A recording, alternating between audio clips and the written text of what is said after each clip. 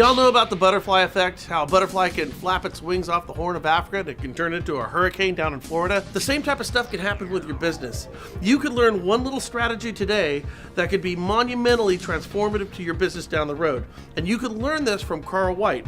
He's going to be in Colorado, August 3rd through 5th. Go there to learn that nugget to change your business. You don't want to miss this. Click this banner right over there.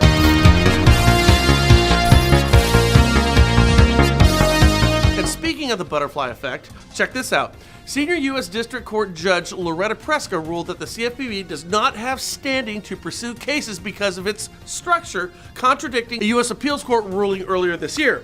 Now, all this means is a court earlier ruled that the CFPB structure was constitutional.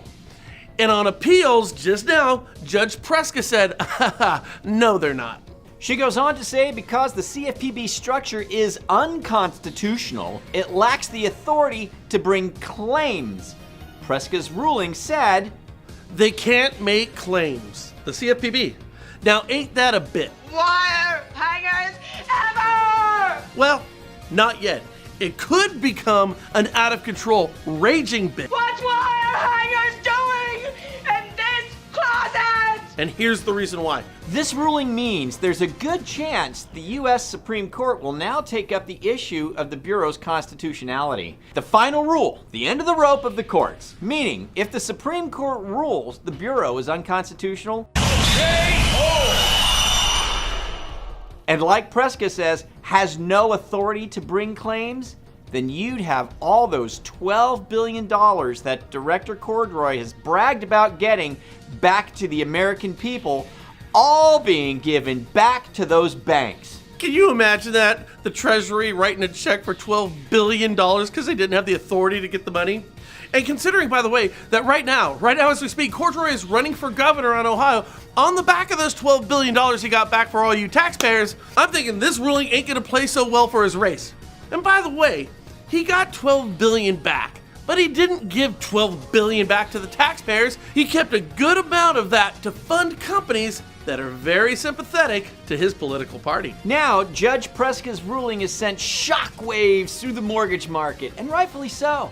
More than positioning the CFPB to give back a whole ton of money that it doesn't have, the agency itself is now in question. This could lead to a restructuring or dismantling of the CFPB. I bet you Mulvaney's doing backflips right about now. But wait, there's more. It's kind of funny. As if this isn't enough. Of course there has to be more. Butterfly effect, people. Butterfly effect. I think I was more focused on her hands on mine. So, now there are those that are out there right now saying the very structure of FHFA is very similar to the CFPB, where Mel Watt plays the role of absolute and unaccountable king of both Fannie Mae and Freddie Mac while in conservatorship. In fact, did you know in 2017, when the CFPB was ruled as being unconstitutional, there was a similar constitutional action taken against FHFA, claiming that if the CFPB is unconstitutional, then so is the FHFA. And now that we have yet another ruling on the CFPB, one that could lead to a date at the Supreme Court, if they reaffirm that the CFPB is not constitutional, then you're almost certain to hear the dogs of war coming after FHFA. So ripples, guys, really ripples from this one ruling could mean returning $12 billion and dismantling the Bureau and the longest held conservatorship of the two most profitable enterprises in the history of the world.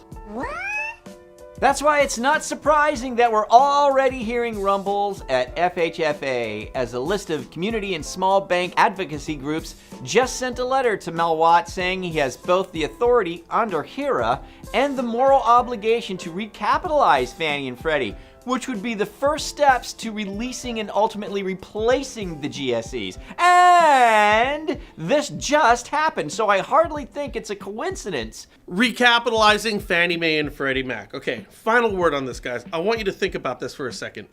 Did you know that Fannie and Freddie's current capital reserves are at 0.1%? That's 1/10 of 1%, and yes, that is horrifying. To give you an example, the capital ratio is the percentage of a bank's capital to its risk-weighted assets. Weights are defined by risk sensitivity ratios whose calculation is dictated under relevant accord. Basel II requires that the total capital ratio for banks right now, guys, must be no lower than 8%. Yeah, 8 freaking percent. Fannie and Freddie, 0.1. Oh my God!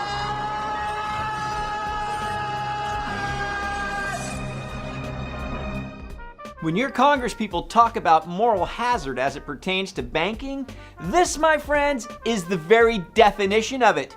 0.1%. And yet it's those same politicians who've allowed Fannie and Freddie to operate at this level. If Fannie and Freddie were patient, they'd be on life support getting ready to pull the plug. Yet here we are. And all this crap is going down right now. And all of this from one little ruling on the constitutionality of the CFPB. Now, this means, guys, the road that we all travel looks to be even more rocky for more reasons than just rates and inventory. I'm telling you guys right now, you need to bear down because this market that we're going into is going to devour the week. I thought this is funny as we're going through all this crazy stuff. Yeah. I'm looking at real estate articles, and what do we have today? Oh, yeah. In real estate news, how to use open house signs effectively. Oh, I'm glad somebody's teaching us this stuff. Yep. Do you want to know what the first thing is? What? Make sure they're visible. No. I'm not kidding you. Really? Because I thought putting them behind the bushes was a better idea. I mean, who sees this article and says, hold on a second? How do you, I mean, are you kidding me? That's the way it is, man. You just got to make sure everybody knows exactly what to do.